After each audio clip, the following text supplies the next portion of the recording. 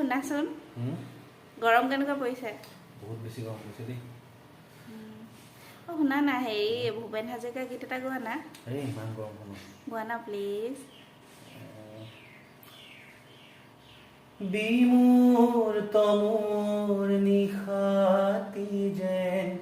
মৌনতাৰ সূতাৰে বোৱা এখনি নীলা চাদৰ এখনি নীলা চাদৰ তাৰে এটি মিঠা ভাজত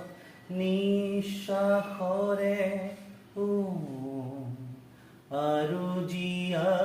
জিয়া আদৰ এখনি নীলা চাদৰ বহুত ধুনীয়া